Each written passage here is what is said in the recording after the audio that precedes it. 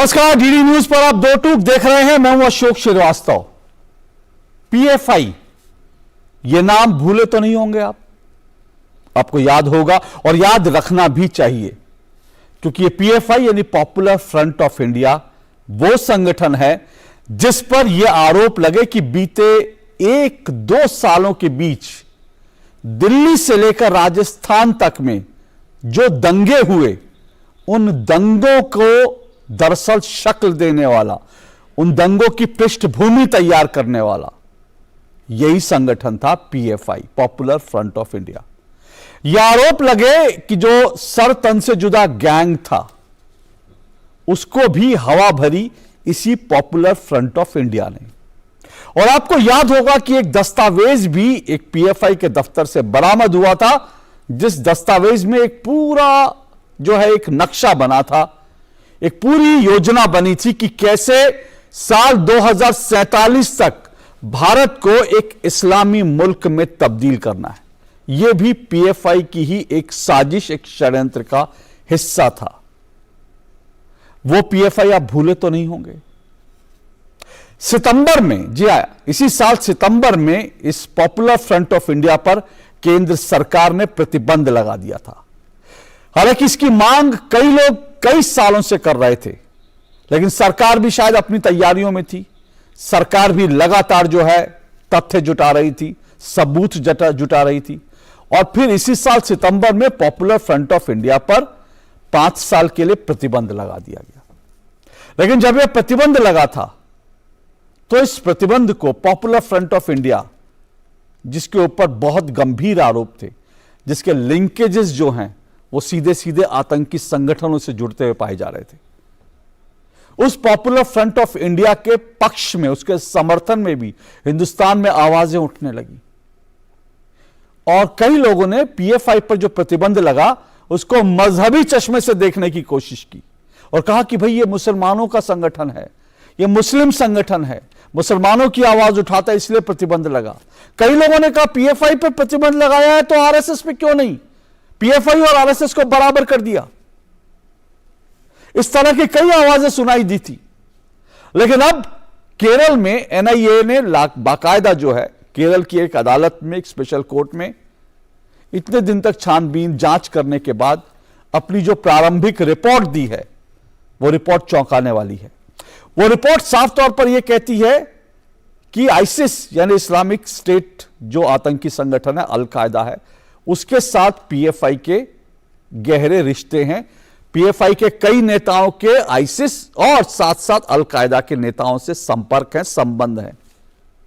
यह रिपोर्ट कहती है कि जिन जिन देशों में, जिन जिन जगहों पर अल कायदा और आईसिस अपना काम नहीं कर पाते, वहां दरअसल वो इसी तरह के संगठन से काम लेते हैं, जिसमें भारत में पीएफआई इनके लिए एक तरह से जो है काम कर रहा था। अभी इस रिपोर्ट में और बहुत कुछ आना है, क्योंकि अभी एनआईए ने बाकायदा कुछ और दिन की मोहलत मांगी है और कहा है कि कुछ और समय दिया जाए। अभी ये पूरी तहकीकात चल रही है, कुछ और चीज आएगी। लेकिन एनआईए ने एक बात साफ तौर पर कही है कि ये देश की सुरक्षा के लिए बड़ा खतरनाक मामला है, गंभीर मामला है। लेकिन सवाल यह है, देश की सुरक्षा से जुड़े मसलों पर भी इस देश में राजनीति होती है, मजहब की राजनीति, वोट की राजनीति। आज दो टूक में हम यही सवाल उठाएंगे और ऐसे ही नेताओं से जवाब मांगने की कोशिश करेंगे। आखिर वो नेता लोग कौन थे जो पीएफआई पर प्रतिबंध पर भी राजनीति कर रहे थे? दो टूक में यही सवाल उठाऊंगा। इससे पहले कि मैं इस चर्चा को आगे बढ़ाऊं, आइए मेरी ये रिपोर्ट देखिए।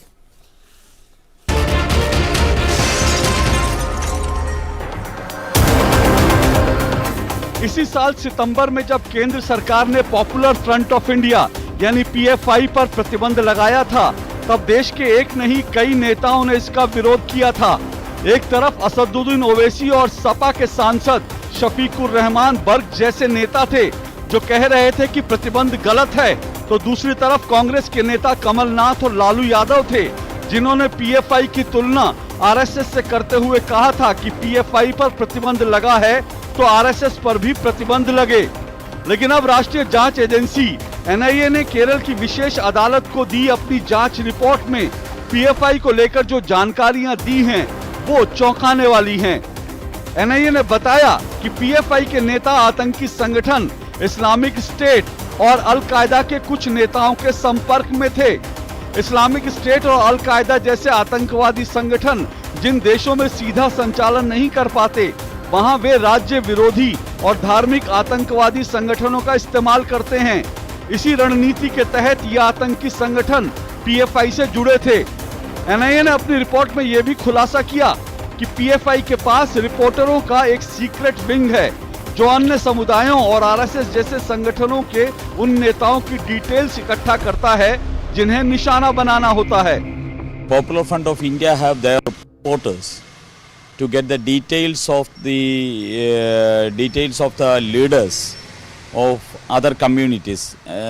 Most of them are Hindu community and RSS leaders, and they are preparing a target list of such leaders. The victims which they are targeting are selected randomly. It is the report. It is in the report. The top leaders of the Popular Front of India will sanction to kill them.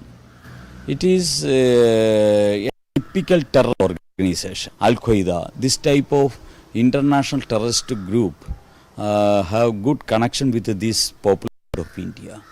It is terrible. This type of report has been filed by the NIA.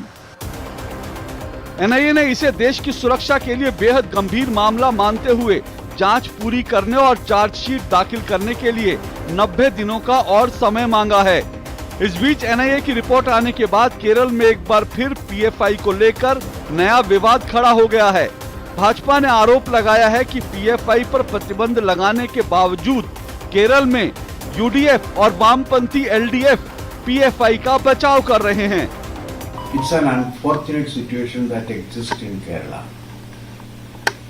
The governments led by both the LDF and UDF, in one way or other, keep a type of unanimity in promoting terrorism among the Muslim community. A strong group who are very powerful economically, socially, politically and religiously, and they are getting sufficient or more financial assistance from abroad, and they are propagating the terror activities in Kerala.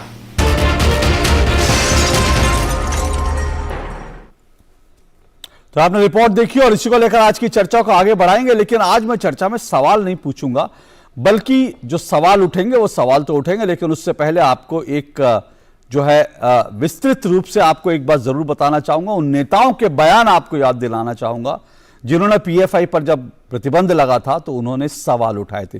एक नहीं और कई पार्टियों के नेता हैं, इसमें अलग अलग पार्टियों के नेता हैं जो पीएफआई पर प्रतिबंध पर जिन्होंने आवाज उठाई थी और मुख्तलिफ तरीके से आवाज उठाई थी। जरा आइए देख लेते हैं। ये उन नेताओं को आज आईना दिखाने का वक्त भी है, इनसे सवाल पूछने का वक्त भी है। लालू प्रसाद यादव आरजेडी के नेता, उन्होंने कहा मुस्लिम संगठनों को निशाना बनाया जा रहा है, पीएफआई पर प्रतिबंध लगा है तो आरएसएस पर प्रतिबंध क्यों नहीं है, यह सवाल उठाया लालू यादव ने। कांग्रेस के सांसद प्रमोद तिवारी, उन्होंने कहा सेलेक्टिव कार्रवाई ना हो, भाजपा से जुड़े संगठनों में पर भी कई आरोप लगे हैं, नाम सबके सामने है, उनके खिलाफ कार्रवाई क्यों नहीं हो रही। जाहिर सी बात है निशाना प्रमोद तिवारी का भी आरएसएस से, तो पीएफआई की बात आएगी तो आरएसएस का नाम जरूर लेना है। के सुरेश केरल कांग्रेस के सांसद हैं, उन्होंने कहा पीएफआई बैन कोई उपाय नहीं है, हम आरएसएस पर भी प्रतिबंध लगाने की मांग करते हैं। आरएसएस भी पूरे देश में हिंदू सांप्रदायिकता फैला रहा है, आरएसएस और पीएफआई दोनों समान है, इसलिए सरकार को दोनों पर प्रतिबंध लगाना चाहिए, केवल पीएफआई ही क्यों। तो यह सवाल एक बार फिर जो है मतलब बैलेंस करना है, यह राजनीति में है। अगर एक पीएफआई पर बैन लगा तो कैसे हम जो है आरएसएस पर सवाल उठा दे ताकि अपना मुस्लिम वोट बैंक जो है सुरक्षित रहे। केरल कांग्रेस के सांसद के सुरेश ने कहा था। राशिद अलवी कांग्रेस के एक और नेता, उन्होंने कहा पीएफआई तो बहुत साल पहले बना है, सरकार ने आज ये फैसला चुनाव को देखते हुए लिया है। इस साल कई राज्यों में चुनाव हो रहे हैं, अगले साल भी बहुत सारे चुनाव हैं, उससे पहले पाबंदी लगाई गई। यानी वो राशिद अलवी कह रहे हैं कि ये तो चुनाव को देखते हुए फैसला लिया गया, बाकी तो पीएफआई जो है वो उसके जो उस पर जो आरोप लगे हैं उस पर उन्होंने कोई गंभीरता नहीं। असदुद्दीन ओवैसी एएमएम के सांसद, उन्होंने कहा यह प्रतिबंध खतरनाक है क्योंकि ये हर उस मुसलमान पर प्रतिबंध है जो दिल से बोलता है भारत फासीवाद की ओर बढ़ रहा है, अब हर मुस्लिम युवा को भारत के काले कानून यूएपीए के तहत अरेस्ट किया जाएगा। कितना खतरनाक बयान है ये कि किस तरह से उन्होंने कहा कि ये हर उस मुसलमान पर प्रतिबंध है जो दिल से बोलता है। ये असदुद्दीन ओवैसी ने कहा था जब पीएफआई पर प्रतिबंध लगा था। शफीकुर रहमान बर्क सपा के सांसद हैं, उन्होंने सवाल उठाया पीएफआई को बैन क्यों किया गया, आखिर उसका कसूर क्या है? यह संगठन मुसलमानों का प्रतिनिधित्व करता है इसलिए उस पर बैन लगा दिया गया। शफीकुर रहमान बर्क सपा के सांसद हैं, उन्होंने ये बात कही। जमा खान बिहार के मंत्री हैं और जेडीयू के नेता हैं। पीएफआई एक सियासी विंग है, उस पर रोक लगाने से पहले केंद्र सरकार को जांच करनी चाहिए थी। पीएफआई ही नहीं, किसी भी संगठन को ऐसे बैन करना उचित नहीं है। ये जमा खान बिहार के मंत्री हैं, जेडीयू के नेता हैं। तो आप देखिए किस तरह से पीएफआई जैसे संगठन के बचाव में भी हमारे यहाँ के नेता खड़े हो जाते हैं। और आज इन्हीं नेताओं से सवाल है, अब बोलो नेताजी क्या कहोगे, जबकि एनआईए ने अपनी जो रिपोर्ट दी है अदालत में उसमें साफ तौर पर पीएफआई के आतंकी संगठनों के साथ जो है उन संबंधों की बात कही है। इसी पर आज हम चर्चा करेंगे। और इससे पहले कि मैं चर्चा को आगे बढ़ाऊं, मैंने आपको जो बयान दिखाए उसमें कई लोग शामिल थे, सपा के नेता भी शामिल थे। और जब सपा से हमने बात की तो उन्होंने कहा ये मुद्दा जो है हिंदू मुस्लिम का मुद्दा है, इसलिए हम इसमें अपने प्रवक्ता नहीं भेजेंगे। बड़ी दिलचस्प बात है कि जब आप पीएफआई पे प्रतिबंध लगता है तो आपके एक सांसद कहते हैं मुस्लिम संगठन है इसलिए प्रतिबंध लगाया जा रहा है। वो सीधा सीधा बयान देते हैं, लेकिन जब एनआईए जांच करके कुछ तथ्य लाती है तो सपा को लगता है इसमें हिंदू मुस्लिम हो जाएगा। कांग्रेस ने कहा कि इस मुद्दे पर अपने किसी प्रवक्ता को नहीं भेजना चाहते। जाहिर सी बात है, भारत जोड़ो यात्रा में लगे हैं और पीएफआई भारत जोड़ो यात्रा से जो है, पता नहीं पीएफआई का क्या संबंध है, मैं नहीं जानता, लेकिन पीएफआई को के पक्ष में किस तरह से कांग्रेस के नेता उतरे ये मैंने आपको बयान दिखा दिया। आज कोई बोलने के लिए तैयार नहीं है। इसी तरह से कई और राजनीतिक पार्टियों का भी हश्र यही रहा। लेकिन मेरे साथ जो मेहमान जुड़े हैं इस मुद्दे पर चर्चा करने के लिए, आइए उनसे मैं परिचय करवा दूं। मेरे साथ विनीता हरिहरन जुड़ चुकी हैं, जो कि बीजेपी की केरल से जो है प्रवक्ता हैं। विनीता हरिहरन जी सीधा मेरे साथ केरल से जुड़ी हैं। मेरे साथ इसके अलावा स्टूडियो में जुड़े हुए हैं सैयद जवाद जी, राजनीतिक विश्लेषक हैं। मेरे साथ डॉक्टर विक्रम सिंह जुड़े हैं। डॉक्टर विक्रम सिंह रक्षा मामलों के, रणनीतिक मामलों के एक्सपर्ट हैं। और मेरे साथ मौलाना नदीमुद्दीन जी जुड़े हैं, ऑल इंडिया उलेमा काउंसिल के अध्यक्ष हैं। आप चारों मेहमानों का बहुत बहुत शुक्रिया और स्वागत। सबसे पहले मैं विनीता जी आप ही के पास आ रहा हूं। विनीता जी, अभी ये जांच चल रही है, मैं ये सारे सवालों पर आऊंगा जो मैंने अभी बयान दिखाए, लेकिन मैं पहली चीज ये जानना चाहता हूं, क्योंकि केरल में बीजेपी ये आरोप लगा रही है कि एलडीएफ और यूडीएफ ये दोनों प्रतिबंध लगने के बाद भी ये बाकायदा पीएफआई का सपोर्ट कर रहे हैं, पीएफआई के पक्ष में ये उतरे हुए हैं। ये आरोप जब आप लगाती है तो उसका आधार क्या है? बीजेपी ये आरोप क्यों लगा रही है, किस आधार पर लगा रही है? पहले मैं ये जानना चाहूंगा। जी नमस्कार।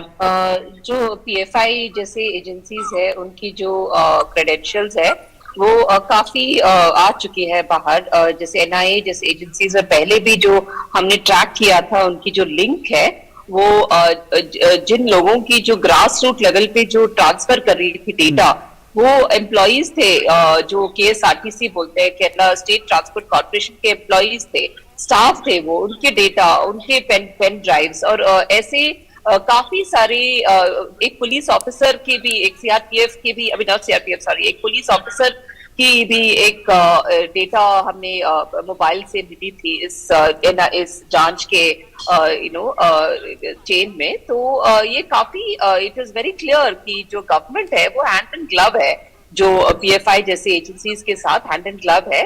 और जब इनकी जो बैन करने की जो ये नौबत आ रही है, तब हम देख रहे हैं कि सरकार भी इनको सपोर्ट कर रहे हैं, जो केरला सरकार है इनको सपोर्ट कर रहे हैं। तो इट इज एब्सोल्युटली शॉकिंग कि कैसे आप इसको आप लाइटली ले सकते हो और इसको आप रिलीजियस कलर देख के बोल सकते हो कि हम एंटी रिलीजन या एंटी मुस्लिम हो रहे हैं, बल्कि हम देश की सुरक्षा के लिए काम कर रहे हैं। और सबको पता है कि बीजेपी गवर्नमेंट कितना काम कर रहे हैं जो सुरक्षा के लिए, देश की सुरक्षा के लिए, और कितनी सुरक्षित है हम। जब पिछले 10 साल से हम देख सकते हैं कितने हम सुरक्षित हो गए हैं पहले से। जितने टेररिस्ट अटैक्स हो रहे थे कंट्री में, अब कितने कुछ भी नहीं है। तो हमारे जो बॉर्डर्स है काफी सेफ है। और अभी इंटरनल टेररिज्म जो भी है, बचे कुचे जो भी एजेंसीज है, उनको रोकने की बहुत ही ज्यादा इमरजेंसी सिचुएशन आ गई है। It's a part of a cleansing act. Okay, आप कह रही है सफाई अभियान का हिस्सा था जो पीएफआई पर लगाया गया। लेकिन जैसा मैंने कहा कि बीजेपी अभी भी ये कह रही है कि इस वक्त भी जो है बैन लगने के बाद भी जो है यूडीएफ एलडीएफ, क्योंकि केरल में यूडीएफ और एलडीएफ जो है वो कभी सत्ता में एलडीएफ होता है, विपक्ष में यूडीएफ होता है, कभी सत्ता में यूडीएफ होता है, विपक्ष में एलडीएफ होता है। इस वक्त एलडीएफ के शासन है, सरकार है, और यूडीएफ जो है वो विपक्ष में, दोनों पर आरोप लगाया है। और खासकर ये इंटरेस्टिंग फैक्ट है कि अभी अदालत ने, अभी शायद अगर मैं गलत नहीं हूं तो 2 दिन पहले ही केरल की अदालत ने बाकायदा फटकार लगाई है जो एलडीएफ सरकार है, क्योंकि बैन लगने के बाद वहां पीएफआई के लोगों ने जो तोड़फोड़ की थी, वहां पर जो सार्वजनिक संपत्ति को नुकसान पहुंचाया था, अदालत ने कहा था ये तमाम पैसा पीएफआई की संपत्ति जब्त करके वसूला जाए। लेकिन केरल सरकार ने वो भी नहीं किया है अब तक। यानी जो प्रतिबंधित संगठन है जिस पर अदालत ने कहा कि इनकी संपत्ति से वसूलो, केरल की सरकार इतनी उदार है, एलडीएफ की सरकार, कि वो पैसा भी वसूला नहीं है। अदालत ने फटकार लगाई है, कहा कि इसको जल्द से जल्द करो, ये ऐसे आप बचो नहीं इस तरह से चीज से करने से। लेकिन जाहिर सी बात है ये राजनीति है, किस तरफ जाती है मैं नहीं जानता। लेकिन सैयद जवाद जी, आपको हैरानी हुई ये इस तरह के जब हम बयान देखते हैं, आज जब मैं उन रिकॉल कर रहा था इन तमाम बयानों को, तो देश की सुरक्षा से जुड़े मामलों पर इस तरह की राजनीति, जो ओवैसी ने कहा, जो लालू यादव ने कहा, शफीकुर रहमान बर्क ने कहा, कांग्रेस के नेताओं ने कहा, ये सब इस तरह की जब राजनीति सुरक्षा से जुड़े मसलों पर होती है तो हैरानी होती है क्या? नहीं, देखिए क्या है, आपको पता होगा किस तरीके से इससे पहले की जो सरकारें रहीं उन्होंने देश को चलाया, और मुझे लगता है कि जो अभी मौजूदा सरकार है उससे पहले की जो सरकार रही कांग्रेस की, और कांग्रेस से ज़्यादा मैं कहूँगा यूपीए की सरकार रही, उसको ज़्यादा तजुर्बा रहा। अब आपको छोटा सा 2008 के अंदर एक पीछे ले जाना चाहूँगा। 2008 के अंदर मालेगांव बम धमाके हुए थे, आपको बहुत अच्छे से याद होगा। उन धमाकों के अंदर एनआईए ने जिन लोगों को आरोपी बनाया था, उस वक्त भारतीय जनता पार्टी विपक्ष में थी, और इसी एनआईए की जांच को कटघरे के अंदर खड़ा करा गया था। ये मेरे अल्फाज नहीं है, भारतीय जनता पार्टी के तमाम लोगों के जो हैं वो आप इंटरव्यूज उठा करके देखेंगे, उन्होंने एनआईए के बारे में क्या क्या आरोप लगाए, क्या क्या टिप्पणियां करी। फिर आपको पता होगा कि उसके बावजूद जो लोग आज बेल के ऊपर बाहर हैं वो कौन सी पार्टी के सदस्य हैं, और एनआईए की जांच के अंदर जब कोर्ट के अंदर मसला गया तो किस ग्राउंड के ऊपर उनको रिहाई दी गई है वो मुझे बताने की ज़रूरत नहीं, वो सार्वजनिक है, वो तमाम न्यूज़ पर है, और शायद आप लोगों ने भी जो है वो चलाया हुआ। नंबर एक बात, दूसरे लोगों ने जो सवाल खड़े करे हैं वो सवाल का बुनियाद है सर, उसके पीछे का अगर आप बुनियाद देखेंगे तो उसके पीछे बड़ी गहरी जो है वो बात कही जा रही है। जितनी भी इन्वेस्टिगेशन एजेंसीज हैं, या जितनी बड़ी बड़ी, चाहे एनआईए हो गई, सीबीआई हो गई, ईडी हो गई, इन तमाम के ऊपर विपक्ष निरंतर आरोप लगाता चला आ रहा है। किस तरीके से इससे जोड़ना, मुझे लगता है कि विपक्ष मैं एनआईए की मैं एनआईए पर आ रहा हूं, आपको लगता है आज भी एनआईए की जो जांच मैं डिफेंड नहीं करने बैठा, है? मैं डिफेंड करने नहीं बैठा। एनआईए की कोई रिपोर्ट आई है वो कोर्ट के अंदर पेश होगी। ये काम अदालतों का होता है निर्णय देने के। हम लोग डिबेट जरूर कर रहे हैं, डिबेट के अंदर एक तथ्य हो सकते हैं, एक पॉइंट हो सकते हैं, जब आप पैरेलल खड़ा करते हैं किसी चीज से, सैयद जवादी, जब आप पैरेलल खड़ा कर रहे हैं कि ईडी की जांच हो रही है, वहां विपक्ष आरोप, आप कह रहे हैं सवाल जो उठ रहे हैं ये सवाल, तो जब आप पैरेलल खड़ा कर रहे हैं तो फिर सवाल उठता है कि आपको अभी भी लगता है कि एनआईए जो है देश की सुरक्षा के साथ खिलवाड़ कर रही है, और दरअसल ये जो है एनआईए जो है राजनीति कर रही है सुरक्षा से जुड़े मसलों पर? मैंने नहीं कहा, मैंने ये नहीं कहा कि एनआईए जो है राजनीति कर रही है। एनआईए के पीछे कुछ लोग राजनीति कर सकते हैं, एनआईए के ऊपर मैं सवाल नहीं खड़ा कर रहा। लेकिन आपको बताऊं, इससे पहले भी हिंदुस्तान के अंदर 39 ऐसी ऑर्गेनाइजेशन थी जिनके ऊपर बैन लगाए गए, चाहे वो बब्बर खालसा हो गई, चाहे खालसा की बात हो गई, फिर उधर नॉर्थ ईस्ट के अंदर कुछ ग्रुप है उनके ऊपर भी प्रतिबंध लगे। 39 ऑर्गेनाइजेशन थी और 40वीं ये थी। आरएसएस की जो बात है, क्या वो बात सच नहीं है कि इसी देश के अंदर आरएसएस पे भी बैन लग चुके हैं? ये कोई गलत बात तो नहीं कही गई, किसी देश में लगे हुए हैं। आपको बताऊं, पूरा भी तो कहिए ना, पूरा भी तो कहिए, अदालत ने बैन हटाए नहीं, हटाए बिल्कुल हटाए। क्या पता कल को आपने 5 साल के लिए बैन लगाया है यूएपीए के अंदर, 5 साल के बाद कोर्ट के अंदर मामला अगर 3 साल में अगर वो बाहर आ जाते हैं तब क्या सवाल नहीं बनेगा? तो सवाल ये है, दूसरी चीज मैं कह रहा हूं, सवाल ये है कि एक आरएसएस, मैं 5-10 सेकंड, आरएसएस के एक बड़े पुराने कार्यकर्ता लगभग 15-20 साल से वो कार्य कर रहे थे, उन्होंने हलफनामा कोर्ट के अंदर, नांदेड़ कोर्ट के अंदर हलफनामा दे के अंदर कहा कि आरएसएस किस तरीके की ट्रेनिंग करी, वो भी तो बात होनी चाहिए। अगर बात लोग सवाल विपक्ष उठा रहा है तो विपक्ष की आवाज को सुनना चाहिए सर। आप एक तरफा विपक्ष को ही कटघरे में खड़े कर दे रहे हैं। विपक्ष आपका आईना है, अगर कोई बात बता रहा है। मैं सवाल पूछा रहा हूं, विपक्ष जो है, अगर पीएफआई जैसे संगठन जो एक पर्चा तैयार करता है, वो पर्चा पब्लिक डोमेन में है सर, कि कैसे देश को इस्लामी मुल्क बनाना है, अगर आप उसके साथ खड़े होना चाहते हैं विपक्ष इस देश का, तो फिर इस देश के विपक्ष का भगवान मालिक है। सुनिए अशोक सर, फिर उसके बाद विपक्ष ये कहे, सुनिए मैं वही कह रहा हूं, फिर उसके बाद विपक्ष ये कहे कि जी ईवीएम हैक हो जाती है, तो अच्छा आपने अब अशोक सर मैं भी अपनी बात करूं ना, फिर हमको हैरानी नहीं होनी चाहिए कि हम ये कहें कि यार ईवीएम में से जो है बड़ी अजीब से रिजल्ट आ रहे हैं, नहीं सफाया हो जा रहा है विपक्ष का। अगर आप देश की सुरक्षा के साथ आपने जो सवाल उठाए, आपने कुछ सवाल उठाए, आपने कहा कि एनआईए की जांच हुई थी, उसके बाद जो है कुछ लोग पकड़े गए थे, आप उनका उदाहरण दे रहे हैं। उसके बाद उसी समय जो तमाम अधिकारी थे, चाहे वो गृह सचिव ने, ठीक है आप नाम बिल्कुल मुझे किसी नाम से वो नहीं, आप उनका नाम खुल के लीजिए ना, लेकिन उनमें से जो अधिकारी थे, चाहे वो रक्षा से जुड़े अधिकारी थे या कुछ अगर हिंदू संगठनों से जुड़े लोग थे, तो उसके बाद एनआईए के अंदर या फिर जो गृह मंत्रालय के अंदर बैठे लोग थे, उन्होंने खुलासा किया कि किस किस तरह से वो बयान लिए गए थे। तो आप ये सवाल उठा रहे हैं कि आप ये कह रहे हैं कि आज भी हो सकता है एनआईए ने उसी तरह से बयानबाजी करवाई हो, आप ये कहना चाह रहे होंगे ना? मैं ये कह रहा हूं, जो आपने बात करी कि पीएफआई के अंदर इस्लामिक 2048 के अंदर एक बड़ा वो दिखाया गया कि 2047-48 के अंदर भारत को जो है वो मुस्लिम राष्ट्र जो है वो घोषित करा जाएगा, और एक टर्म बड़ा यूज करा जा रहा था कि जो है देश के अंदर जब गजवाए हिंद का साहब बड़ा जिक्र हो रहा था और बड़े चैनलों के ऊपर इस पर डिस्कशन हुआ। इसी देश के अंदर कुछ लोग हैं जो हमारे भारत जैसे सेकुलर मुल्क को हिंदू राष्ट्र बनाने की बात कर रहे हैं। अब आप गलत दिशा में सुन लीजिए, अरे नहीं सुन लीजिए, अब आप गलत दिशा में इसी देश के अंदर लोग खालिस्तान की भी मांग करते हैं। अब आप गलत दिशा में जा रहे हैं। भारत को हिंदू राष्ट्र बनाने की कोई बात कर रहा है, बहुत लोग कर रहे हैं। वो कॉन्सेप्ट ही अलग है ना, वो तो कह रहे हैं वो कॉन्सेप्ट ही अलग है, वो तो कहते क्योंकि हमारे सेकुलर मुल्क में संविधान चेंज, संविधान बदलने की बात ही नहीं हुई, क्या बात कर रहे हैं आप? सांस्कृतिक रूप से आप भी हिंदू हो, आप ये कहते हो सांस्कृतिक रूप से आप इस्लामी हो, आप ये कहिए ना। एक मैं बता रहा हूं, अब इस डिबेट पर अगर करना चाहते हैं तो सैयद जवाद जी आप ये कहिए ना, इस देश में कहिए कि सांस्कृतिक रूप से सभी लोग इस्लामी को, मुगलों ने राज किया। अगर आपकी बात लोग स्वीकार, यहां पर जबरदस्ती की बात नहीं है, अगर आपकी बात लोग स्वीकार कर लेंगे कि सांस्कृतिक रूप से हम इस्लामी मुल्क हैं तो फिर ठीक है, लेकिन सवाल ये उठ रहा है कि संविधान बदलने की तो किसी ने बात नहीं की। जो इस्लामी मुल्क बनाने की बात करते हैं, अगर आप उनके साथ खड़े हैं, नहीं बिल्कुल नहीं तो खड़े, फिर आप कहिए उनका विरोध। नहीं सुनिए, जो इस देश के अंदर इस देश को खालिस्तान बनाने की बात करते हैं मैं उनकी भी मुखालफत करता हूं। जो लोग इस देश को मुस्लिम राष्ट्र बनाने की बात करते हैं मैं उनकी भी मुखालफत करता हूं। जो लोग इस देश को जो हिंदू राष्ट्र बनाने की बात करता है मैं उनकी भी मुखालफत करता हूं। जो लोग कहते हैं कि भाई वुडोलैंड और नागालैंड और मिजोरम के बारे में बात करते हैं, नागा एकॉर्ड, नागालिम के बारे में बात करते हैं, मैं उनकी मुखालफत करता हूं।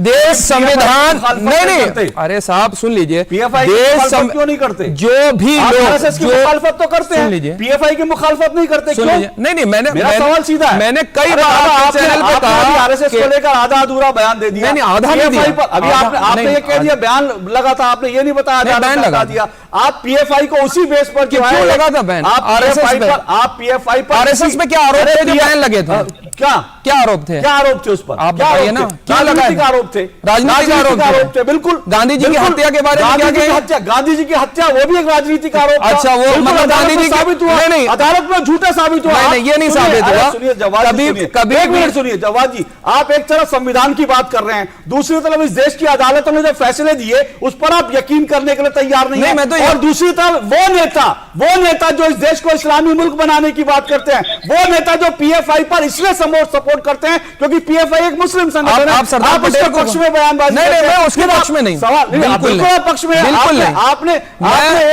मैं पॉलिटिकल राजनीतिक बात कर रहा हूं जी। आपने एक भी बयान का खंडन नहीं किया, आप उल्टा हर बयान का समर्थन कर रहे हैं बिल्कुल पीएफआई के पक्ष में। आपने एक भी बयान का खंडन नहीं किया। आपने एक बार नहीं कहा कि जब पीएफआई पर प्रतिबंध लगा तो सबको आपको कहना चाहिए था ठीक है, हमें अदालत के फैसले का इंतजार करना बिल्कुल चाहिए। बिल्कुल। अब लेकिन आप आपने एक नहीं बार नहीं कहा। पूरी बात तो आप- मुकम्मल होने आप दीजिए, पूरी बात तो मुकम्मल होने दीजिए। 10 सेकंड दे दीजिए। 10 सेकंड, अरे 10 सेकंड दे दीजिए, 10 सेकंड दे दीजिए। मैं आपके चैनल पे आपके माध्यम से आपकी दिल की फरमाइश पूरी कर दे रहा हूं। सुन लीजिए, अगर उनका संगठन उसमें निकलता अदालत तो तुरंत उनके ऊपर कार्रवाई होनी चाहिए थी। देर कर दी सरकार ने, सरकार ने फिर देर क्यों करी? जवाब जी, मेरे साथ 2 पैनलिस्ट और हैं और आप 10 सेकंड कह रहे हैं, मैं कह रहा हूं मैं 10 मिनट से आपसे आपके साथ डिबेट कर रहा हूं। 10 सेकंड बहुत छोटी बात है, लेकिन 10 मिनट में आपने एक बार भी, नॉट ए सिंगल टाइम, आपने एक बार भी पीएफआई पर प्रतिबंध का समर्थन नहीं किया, या आपने एक बार भी यह तक नहीं कहा कि ठीक है अदालत में कार्रवाई चल रही है, हमें उसका इंतजार करना चाहिए। एक मिनट रुकिए, मैं जरा विक्रम सिंह जी के पास आ रहा हूं। पहले विक्रम सिंह जी, इस देश में एनआईए के ऊपर पुराने केस निकाल लिए जाते हैं कि एनआईए ने पहले भी ऐसा हुआ था, पहले भी वैसा हुआ था, और यह कहकर पीएफआई को एक जो है एक कवर फायर देने की कोशिश होती है। जो तमाम लोग हैं आरएसएस की बात करके कवर फायर देने की कोशिश करते हैं। मुझे लगता है कि देश की सुरक्षा के हिसाब से इससे खतरनाक जो है वो कुछ हो नहीं सकता जब आप पीएफआई जैसे संगठन को कवर फायर देने की कोशिश करते हैं। डॉक्टर विक्रम सिंह जी म्यूट पर हैं, जरा उनकी साउंड जरा देखिए प्लीज। डॉक्टर विक्रम सिंह,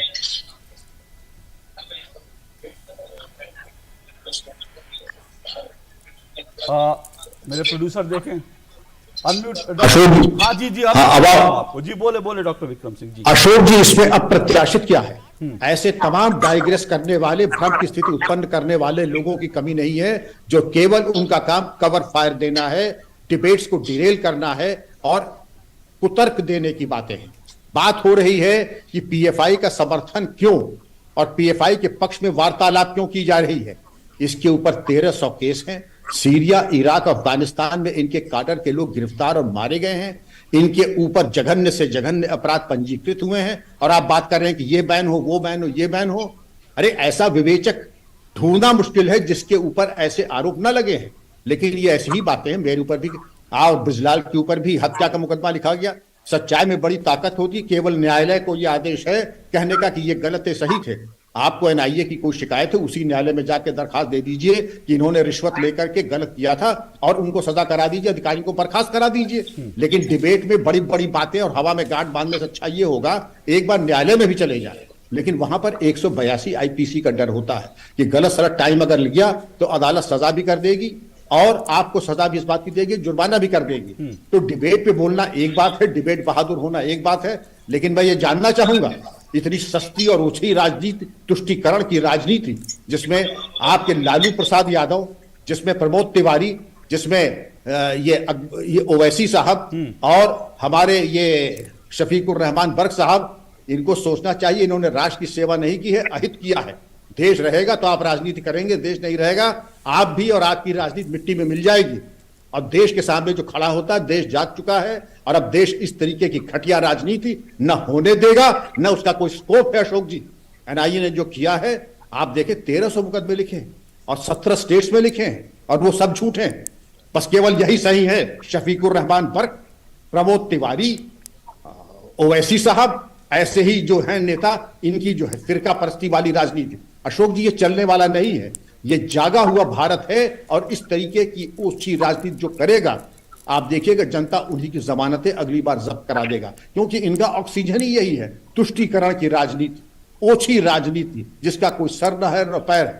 आप उनसे पूछिए जो पीएफआई के टारगेट्स रहे, पीएफआई के जो माल अस्बाब मिला है, इन लोगों ने जो लाकानूनियत फैलाई है केरल में, और मैं तो ये चाहूंगा केरल सरकार ने जब 2011 में तत्कालीन मुख्यमंत्री ने कहा था कि पीएफआई केरल को एक इस्लामिक राज्य, इस्लाम बाहुल्य एक प्रांत बनाना चाहता है, तो आपने कार्रवाई क्यों नहीं की? आप मूक दर्शक बने रहे आज तक।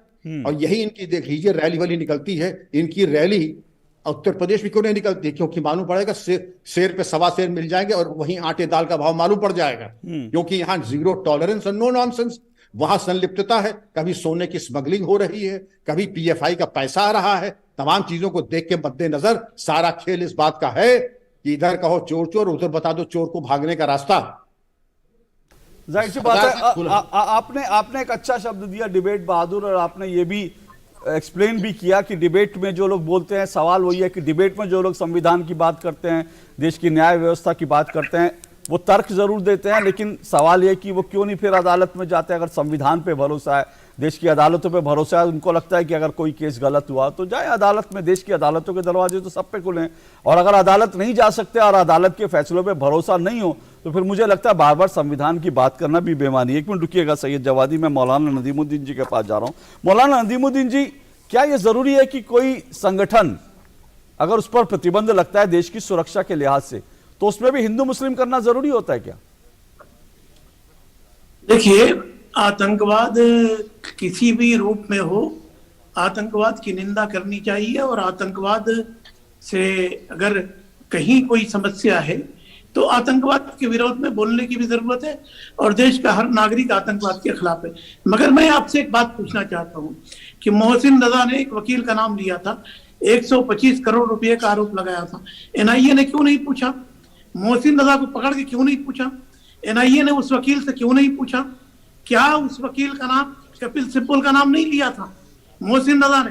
मोहसिन रजा को क्यों नहीं पूछा? ये विक्रम सिंह जी हमारे डीजीपी, फॉर्मर डीजीपी हैं, क्या नहीं मोहसिन रजा ने कहा था?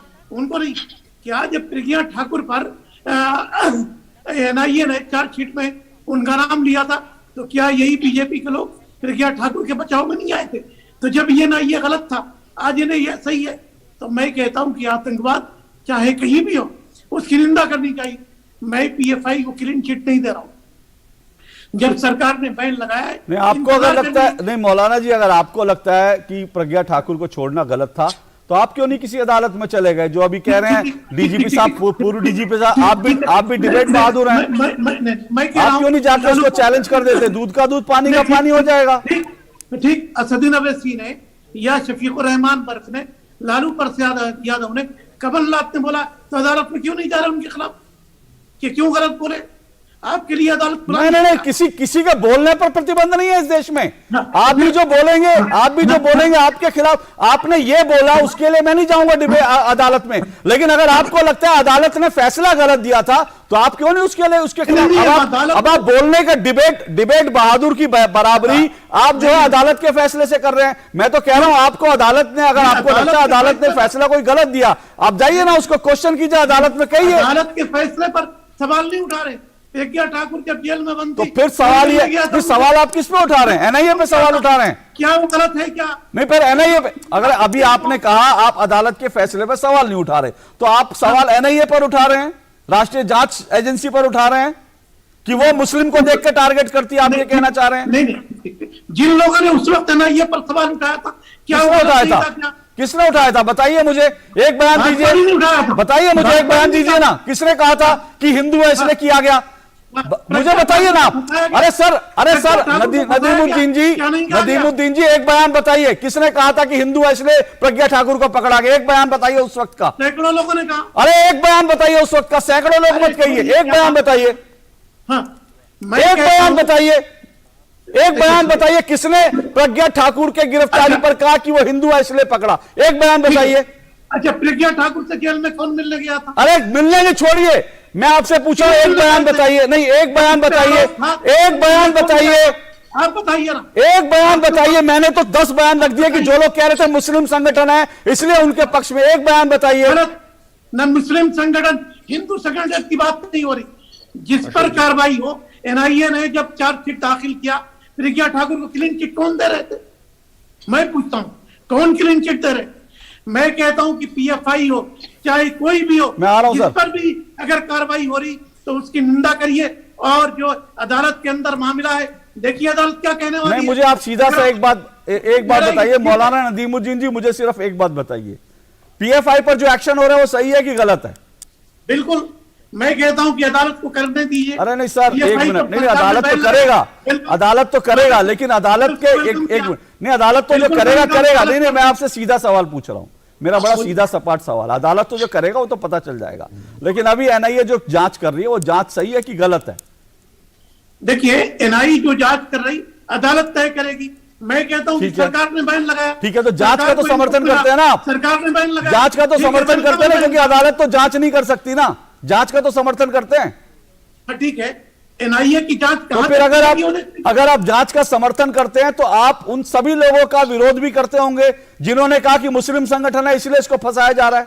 देखिए, मुस्लिम या हिंदू संगठन की बात नहीं है।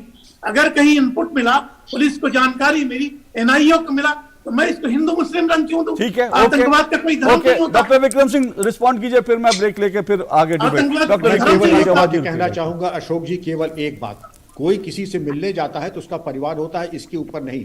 और जो भी मुलाकात होती है वो सीसीटीवी के सामने होती है और कानून की परिधि के अंदर। कोई भी चीज अगर कानून की परिधि के बाहर होती है, एनआईए कोई गलत काम करती है, सीबीआई को गलत काम करती है, न्यायालय में जाकर के अर्जी दीजिए और उनको बर्खास्त करा दीजिए। उनको जेल तक हो सकती है, अधिकारियों को, तफ्तीश कुरिंदा को, अगर उन्होंने कोई गलत काम किया है। लेकिन मैं चाहूंगा मोहसिन रजा ने जो आरोप वकील लगाए, हैं क्या और वकील हर से रुकिए नदीमुद्दीन जी, एक मिनट रुकिए। मोहसिन रजा साहब ने जो कहा, मौलाना साहब, मोहसिन रजा साहब जिम्मेदार हैं, उसके लिए एनआईए जिम्मेदार नहीं है। एनआईए ने, अगर एनआईए को तफ्तीश हो सकता है, नहीं हो सकता एनआईए ने किया, हो सकता है न किया हो। दुनिया भर के सैकड़ों बयान आते हैं और आप क्या समझते हैं कि एनआईए या सीबीआई या आईबी कोई चीज छोड़ देती है? एक एक चीज की जांच होती है। हो सकता है उसमें ऐसी कोई बात न निकली जिसके ऊपर जांच हो। तो अशोक जी, मुझे ये कहना है कि अगर किसी को, मुझको कोई शिकायत हो, जो कि होती है, मैं सीधे न्यायालय जाता हूं। मैं फिर जाके डिबेट में ही आपके सामने अर्ज हालात नहीं करता हूं, आपके सामने तो करता ही हूं, लेकिन न्यायालय जाकर के जिसके सामने दरखास्त लगानी है वहां लगाता हूं। सर मैं तो ये एक मिनट सही जवाब जी, मैं तो ये कह रहा हूं कि अभी मौलाना साहब जो कह रहे हैं कि प्रज्ञा ठाकुर अगर आरोपी थी, उनको जेल में बंद थी, उन्होंने उनके जेल में जाने पर जो मिलने गए थे उन पे सवाल उठा दिया। पर मैं तो ये कहता हूं इस देश में जो कसाब था या जो मेमन था, जो आतंकी, जिसको अदालत ने कहा आतंकी है, फांसी की सजा सुनाई, उनकी फांसी की सजा माफ करवाने के लिए यहां लोग चिट्ठियां लिख रहे थे। यहां लोग अदालत को रात को अदालत खुलवा के कह रहे थे फांसी की सजा माफ कर दो आतंकियों की, जिन्होंने देश पर हमला करवाया उनकी। तो ये स्थिति है। और कोई मिलने जाते हैं तो उस पर ऐतराज हो जाता है, और यहां पर आतंकियों के समर्थन में पूरे लोग उतर आते हैं, उस पर खामोशी हो जाती है। गजब देश है भाई। और उसके बाद फिर मैं उसी पर आ रहा हूं कि यही तो गजब देश है। उसके बाद जब ईवीएम पर आता है, क्योंकि लोग इस तरह से सुरक्षा के मसले पर राजनीति पसंद नहीं करते, उसके बाद जब ईवीएम खुलती है, आप चारों खाने चित्त हो जाते हैं, तो कहते हैं ईवीएम हैक हो गई। तो ये ईवीएम हैक इस वजह से होती है कि जब आप आतंकियों का या जो आतंक से जुड़ी संगठन होता है उनका सपोर्ट करते हैं। मैं आऊंगा सर, एक छोटा सा मुझे ब्रेक लेना, मैं आता हूं। मैं इस ब्रेक के बाद इस डिबेट को आगे बढ़ाऊंगा, ब्रेक के बाद जी। REC unleashes the potential of energy. REC funds energy. Funding that catalyzes. Funding that inspires. Funding that transforms. For sustainability and reliability. For investment and development. Adding value every day in every way. This is what our energy is. This is REC. बुजुर्गों का शरीर शीघ्र ठंडा हो जाता है। शरीर का तापमान 35 डिग्री सेंटीग्रेड या कम हो जाने से उनको गंभीर स्वास्थ्य समस्याएं हो सकती हैं। ठंड में बाहर रहने पर या बेहद ठंडे कमरे में रहने से हाइपोथर्मिया हो सकता है। शीतलहर के दौरान एक से ज्यादा गर्म कपड़े पहने। शरीर का तापमान बनाए रखने के लिए सिर, गर्दन, हाथ और पैर पूर्ण रूप से ढके। बारिश या बर्फबारी हो तो वाटरप्रूफ जैकेट पहने। नम या गीले कपड़े तुरंत बदलें। गर्म पेय पीने से शरीर का जल स्तर और गर्मी बने रहते हैं। शराब मत पिएं। यदि आप अकेले रहते हैं तो पड़ोसी, परिवार और दोस्तों के संपर्क में रहें। अगर आप बेघर हैं तो सरकारी रैन बसेरों में जाएं। आपातकालीन स्थिति में 108 या स्थानीय एम्बुलेंस नंबर पर फोन करें या अस्पताल जाएं। सतर्क रहें, सुरक्षित रहें। NDMA एवं IIPHG द्वारा जनहित में जारी। हमने फसल बीमा योजना को अधिक प्रभावी बनाया, उसके दायरे में ज्यादा किसानों को लाए। नहीं है डर, नहीं फिकर, मिली हमें नई डगर।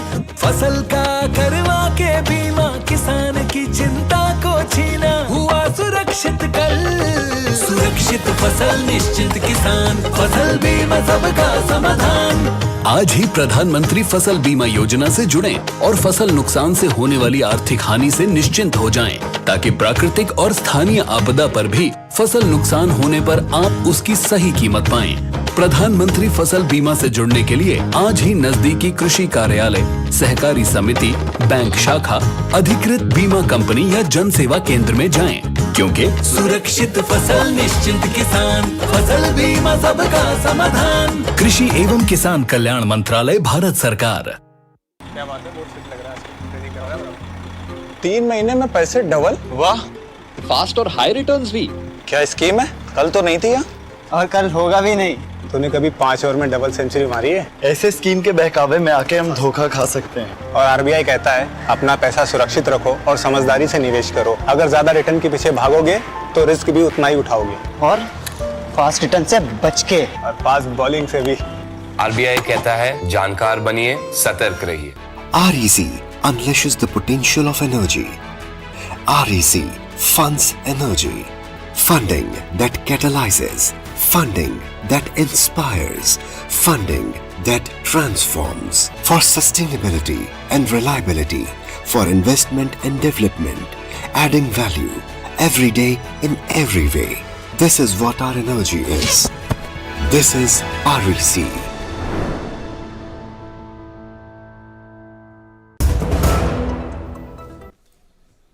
डीडी न्यूज आप देख रहे हैं और दो टूक में हम चर्चा कर रहे हैं। दो टूक में हम जो चर्चा कर रहे हैं, हमारा आज का विषय जो है वो हम उन नेताओं से जवाब मांग रहे हैं जिन्होंने PFI पर जब इसी साल सितंबर में प्रतिबंध लगा था तो उन्होंने इस प्रतिबंध को के खिलाफ आवाज उठाई थी।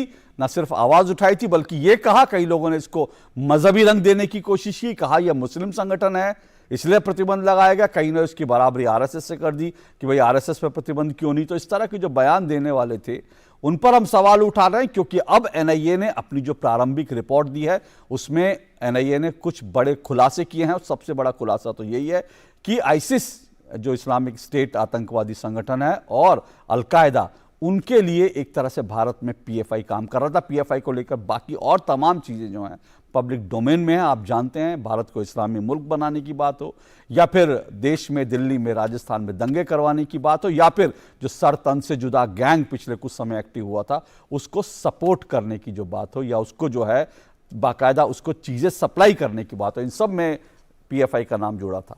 इसी सब पर चर्चा कर रहे हैं। मेरे साथ 4 मेहमान जुड़े हैं। विनीता हरिहरन जुड़ी हैं बीजेपी से, सैयद जवाद राजनीतिक विश्लेषक हैं, डॉक्टर विक्रम सिंह मेरे साथ जुड़े हैं, राजनीतिक मामलों के एक्सपर्ट हैं, फॉर्मर DGP हैं यूपी, और मौलाना नदीमुद्दीन जुड़े हैं, ऑल इंडिया उलेमा काउंसिल। सैयद जवाद जी रुकिएगा एक मिनट, कई सारे जो आरोप लगे मैं विनीता जी के पास जाता हूँ। विनीता जी, बार बार ये हो रहा है कि भाई ये पूरा मामला जो है, कई लोग कह रहे हैं भाई राजनीतिक है, कुछ लोग इसे मजहबी रंग दे रहे हैं कि भाई क्योंकि मुस्लिम संगठन है। इसको लेकर के तो आपकी सरकार, केंद्र में सरकार है, उसको जवाब देना पड़ेगा ना जी। जो भी आर्ग्यूमेंट्स हुए हैं, जो पैनलिस्ट ने दिए थे आर्ग्यूमेंट्स खिलाफ, इस वर्डिक्ट के खिलाफ, बिल्कुल ही बेबुनियाद थे, आउट ऑफ कॉन्टेक्स्ट थे। जो आप वो PFI से हटके बाकी सारे विषयों पर बात कर रहे थे वो। और विक्रम सिंह जी जो रिप्रेजेंट करते हैं, जो द इंस्टीट्यूशनल रिप्रेजेंटेशन जो है, उनकी बात माननी चाहिए हमें। और क्या ये लोग जो बहस कर रहे हैं, क्या कोई भी इंस्टीट्यूशन पर विश्वास नहीं करते? वो देश के जो इंस्टीट्यूशंस है, NIA जैसे इंस्टीट्यूशंस, और जो DGP है रहे हैं वो विक्रम सिंह जी के बयान को वो विश्वास नहीं करते, जो हिस्टोरिकल, प्री हिस्टोरिकल डेटा को लेकर वो आ रहे हैं इधर टीवी पे। नहीं, पर वो लोग ये कह रहे हैं विनीता जी, वो लोग ये कह रहे हैं कि भाई आप लोग जो इन इंस्टीट्यूशंस का लोग दुरुपयोग करते हैं, वो ये कह रहे हैं। उसका एग्जांपल भी दे दूं अगर आप कहें तो।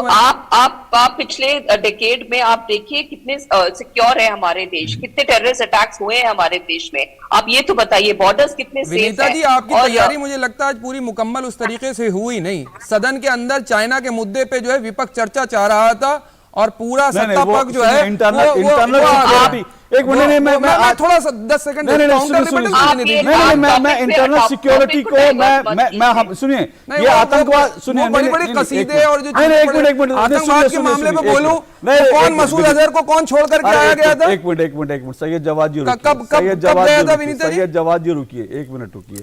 मैं इंटरनल सिक्योरिटी के मामले जो हैं, मैं उसको इस वक्त जो है देश की सीमाओं पर जो हो रहा है मैं उससे नहीं जोड़ना चाहता। क्यों? वो मुद्दा जरूरी अरे मेरे लिए जरूरी नहीं है। मतलब ये आप पीएफआई से डाइवर्ट होना चाहते हैं? पीएफआई से अरे भाई जांच हो रही है, इंटरनल सिक्योरिटी नहीं सैयद जवाद जी,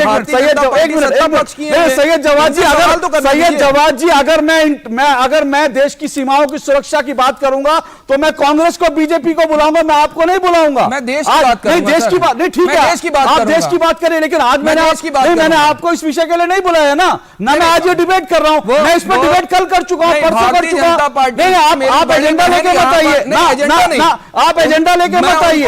आप चीन के पीछे, अब आप देखिए अब तक होता क्या, सुनिए होता क्या है, पहले पीएफआई के, पहले एनआईए की बात करके, कभी आतंकवादियों की बात करके, और अब चीन की बात करके पीएफआई को उन्होंने कहा कवर फायर मत कीजिए, ना चीन की बात करके, चीन की बात करके पीएफआई को कवर फायर मत दीजिए। नहीं सैयद जवाद जी, नहीं ना, मुझे इसमें घोर आपत्ति है, नहीं मुझे इसमें घोर आपत्ति, ना सैयद जवाद जी, सैयद जवाद जी पहले एक मिनट रुकिए, मैं इस तरह से डिबेट नहीं करता, मैं इस तरह से बिल्कुल डिबेट नहीं करता, और मैं फिर कह रहा हूं, एक मिनट रुकिएगा, मैं फिर कह रहा हूं चीन की आड़ में पीएफआई का बचाव मत कीजिए, नहीं बिल्कुल नहीं कर रहा। चीन का ऊपर जब सुनिए, जब एक मिनट रुकिए विनीता जी, एक मिनट रुकिए, मुझे जब चीन पे डिबेट करनी होगी ना, सुनिए मेरी बात, मुझे जब चीन पे डिबेट करनी होगी, मुझे जब देश की सीमाओं पे बात करनी होगी, तो मेरे साथ विक्रम सिंह जी नहीं होंगे, मेरे साथ मौलाना नदीमुद्दीन जी नहीं होंगे, मेरे साथ रक्षा एक्सपर्ट होंगे, मेरे साथ आप नहीं होंगे। सवाल नहीं कर सकता, एक मिनट, मेरा हक नहीं, आप कोशिश कर रहे हैं, मेरा जवाब नहीं, सैयद जवाद जी, अब आप सुनिए, नाटक कर रहे हैं, आप नाटक कर रहे हैं, नाटक करने वाली सर, बिल्कुल आप नाटक कर रहे हैं, आप पीएफआई को कवर फायर दे रहे हैं, बिल्कुल नहीं दे रहे, आप पीएफआई को कवर फायर दे रहे हैं, आप पीएफआई को नहीं, अब आप मेरी बार-बार कह रहा हूं कि नहीं, आप मेरे डिबेट को डिरेल कर रहे हैं, नहीं सुनिए सैयद जवाद जी, अब आप मेरा समय वेस्ट कर रहे हैं, सैयद जवाद जी, अब आप मेरा समय वेस्ट कर रहे हैं, मेरे दर्शकों का समय खराब कर रहे हैं, प्लीज नहीं, आपको समझ आ रहा है मैं क्या कह रहा हूं, प्लीज मैं आपसे रिक्वेस्ट कर रहा हूं, मेरे दर्शकों का समय मत व्यर्थ कीजिए। मैं फिर कह रहा हूं, अगर मुझे चीन पे डिबेट करनी होती तो मेरे साथ ना विक्रम सिंह होते, ना मौलाना नदीमुद्दीन होते, ना विनीता जी होती, ना मेरे साथ आप होते, मेरे साथ एक मिनट रुकिए, मुझे अपनी बात पूरी करने दीजिए, मेरा पैनल दूसरा होता। और ऐसा नहीं है कि चीन पर हम कांग्रेस जो सवाल उठा रहे उन सवालों को नहीं उठा रहे, हम लगातार उठा रहे हैं, 2 दिन तक 3 दिन तक हमने चीन पे डिबेट करी, लेकिन चीन की आड़ में कृपया करके या किसी और की आड़ में पीएफआई जैसे आतंकवादी संगठन को कवर फायर कोई ना दे, ये मेरा आप सबसे रिक्वेस्ट है। जिस दिन आप चीन पे बोलना चाहें, एक मिनट सैयद जवाद जी, नहीं एक मिनट रुकिए, एक मिनट रुकिए, रुक जाओ सर, यही अशोक सर, बोलिए आप बताइए, कोर्ट ने पीएफआई को आतंकी संगठन डिक्लेयर कर दिया, तो आप कैसे कह रहे हैं कि आतंकी संगठन हो गया? आपने कैसे कहा? मैं ये कह रहा हूं, पूछ रहा हूं, आतंकवाद का बचाव मत कीजिए, आतंकवाद का बचाव मत कीजिए, कोर्ट को कटघरे में मत खड़ा करिए, आप कोर्ट को कटघरे में खड़ा कर दे रहे हैं, कोर्ट के अंदर एक जांच चल रही है, चीजें हो रही है, आप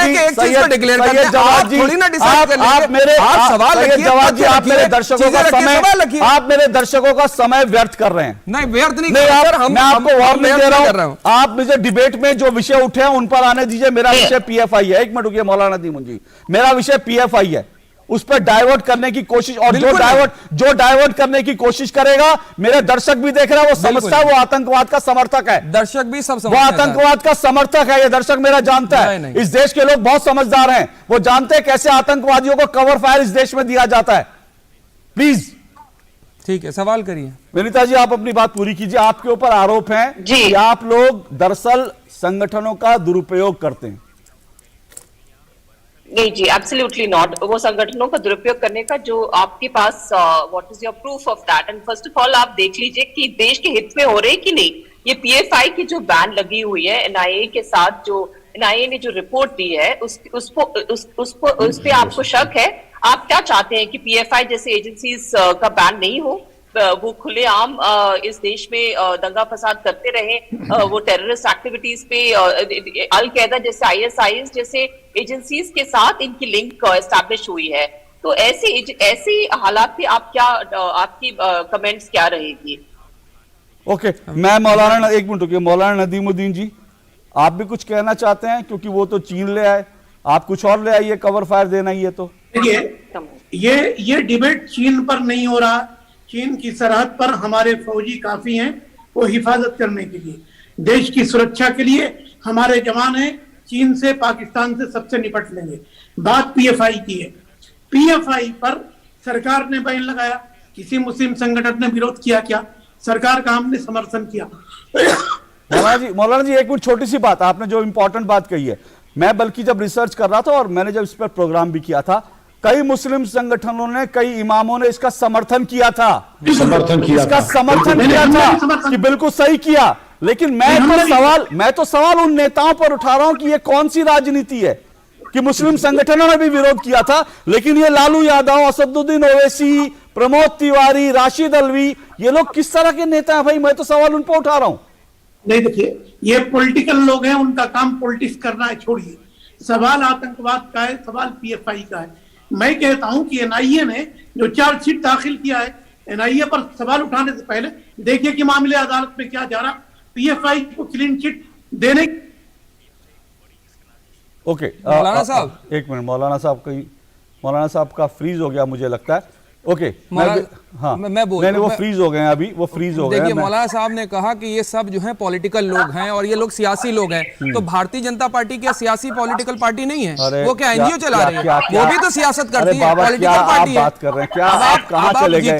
एनआईए कोई राजनीतिक पार्टी नहीं है। नहीं, सुन लीजिए सैयद जवाद जी प्लीज कुतर्क मत कीजिए।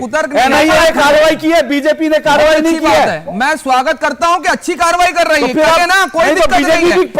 लेकिन पीएफआई पर कार्रवाई भगवान के लिए पीएफआई पे जो कार्रवाई हुई है वो एनआईए ने की है, वो बीजेपी ने नहीं करी। किसने निर्देश दिए? गृह मंत्रालय के।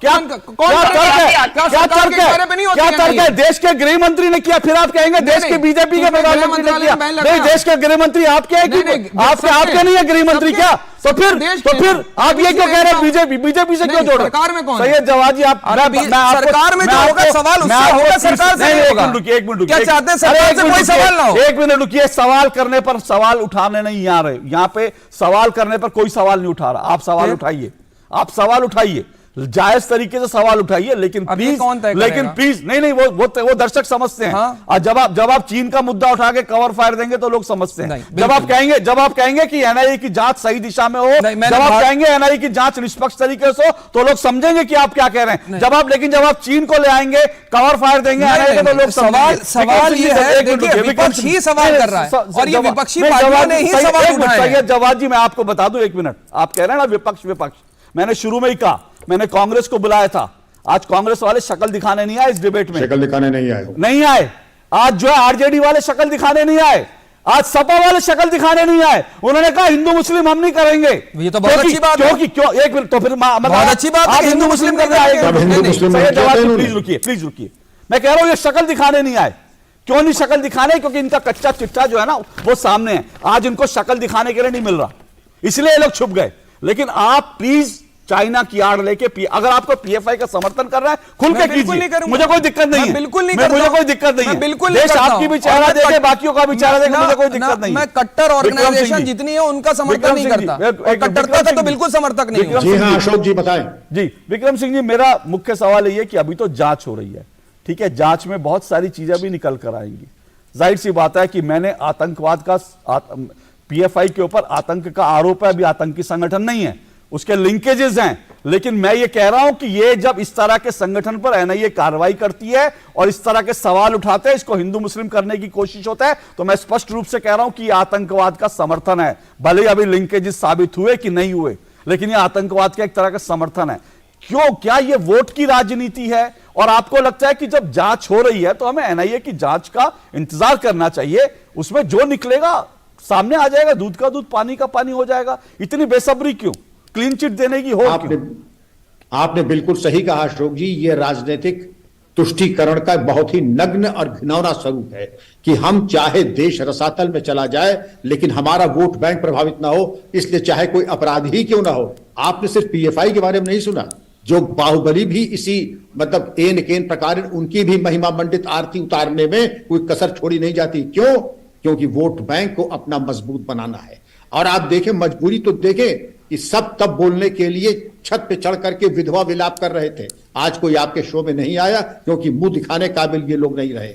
और जांच तो जांच होगी ही, लेकिन इसी तरह की हरकत अगर किसी IAS IPS अफसर ने की होती कि ऐसे आपराधिक गिरोह के समर्थन में बोला होता, न सिर्फ सस्पेंड होता बल्कि वो भी जेल जाता, 120B IPC में षड्यंत्र में उसका भी नाम आ जाता ऐसे IAS IPS अफसर का, और नौकरी से भी बर्खास्त होता। लेकिन हमारे राजनीतिक जो नेता हैं उनके ऊपर तो इस तरीके की कोई बेहयाई के ऊपर कोई चीज है नहीं, इसलिए वो जो चाहे बोले और लूज कैनन की तरह बोले। लेकिन अब वक्त आ गया कि अगर आपने क्या मजबूरी थी कि राष्ट्र विरोधी तत्व जी के ऊपर आपके सवाल अशोक जी की तरफ से आए, बीच में नहीं, केवल अशोक जी के थ्रू सवाल आए मेरे पास जी, तो मैं अपनी बात पूरी कर रहा था। ये भी देखें आपके डिबेट में भी किस तरीके से खूबसूरती से आपके डिबेट को डिरेल करने की कोशिश की गई और की जा रही है। मैं चाहूंगा, मेरा परामर्श होगा आपको कि भविष्य में इस बात का ध्यान दें, और अगर मैं आपकी बात को काट रहा हूं, डिरेल कर रहा हूं, कृपा करके मेरा माइक बंद कर दिया कर।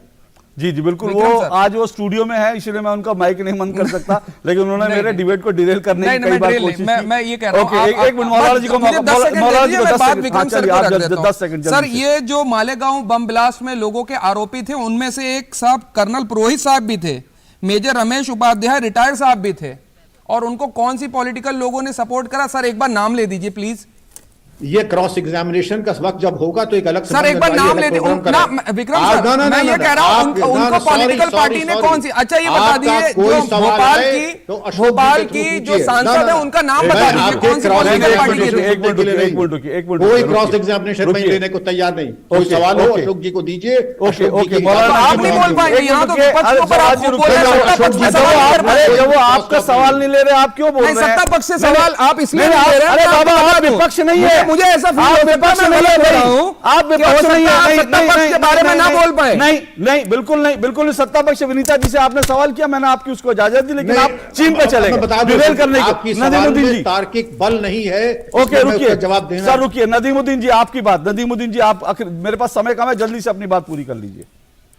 नदीमुद्दीन जी, नदीमुद्दीन जी म्यूट पर हैं। नदीमुद्दीन जी आप म्यूट पर हैं। नहीं, ओके चलिए, मेरे पास समय नहीं है। नदीमुद्दीन जी म्यूट पे है, लेकिन मैं फिर कह रहा हूं, अंत में एक बात जरूर कह रहा हूं कि ये पूरा मामला जो है अभी कोर्ट में गया है। जिसको कोर्ट पर कार्रवाई पर भरोसा हो उसको इंतजार करना चाहिए। जिसको राजनीति करनी हो वो आज अपना मुंह दिखाने के लिए नहीं आ रहे। जो राजनीति कर रहे थे, आज उन्होंने डिबेट करने में भी दिक्कत हो रही थी, तकलीफ हो रही थी। सवाल ये है कि सवाल डेमोक्रेसी में उठने चाहिए, लेकिन ये सवाल ऐसे ना लगे कि आप आतंकी संगठनों को या आतंकी संगठनों से जिनके लिंक हैं उनको कोई कवर फायर देने की कोशिश कर रहे हैं। अभी ये जांच सामने आएगी, लेकिन अब तक जो जांच सामने आई है वो बताती है कि पीएफआई किस तरह का खतरनाक संगठन है। और यह बात भी आप जानते हैं अच्छी तरह से कि पीएफआई को लेकर बहुत सारे तथ्य सामने आए हैं, बहुत सारी जानकारियां सामने आई हैं। वो वीडियो मत भूलिए जिसमें पीएफआई का एक कार्यकर्ता बाकायदा एक छोटे से बच्चे को अपने कंधे पे बिठा करके, और वो बच्चा नारे जो लगा रहा था वो ये कह रहा था पहले हिंदुओं को मारेंगे, ईसाइयों को मारेंगे, और उनकी जो है अंतिम उनका संस्कार करने के लिए तैयार रहिए। वो वीडियो भी सबने देखा होगा। वो पीएफआई का ही एक जलसा था जिसमें इस तरह के नारे लगाए जा रहे थे। लेकिन दुर्भाग्य से इस देश में बच्चों के अंदर ऐसा जहर बोने वाले जो संगठन होते हैं, उन संगठनों के भी बचाव में लोग आ जाते हैं। राजनेता उन संगठनों के भी बचाव में आ जाते हैं। यह दुर्भाग्य का विषय है, शर्म का विषय है। कम से कम देश की सुरक्षा से जुड़े मसलों पर इस तरह की राजनीति नहीं होनी चाहिए। दो टूक में आज इतना ही। मेरे सभी मेहमानों का शुक्रिया। आपसे कल फिर मुलाकात होगी। नमस्कार।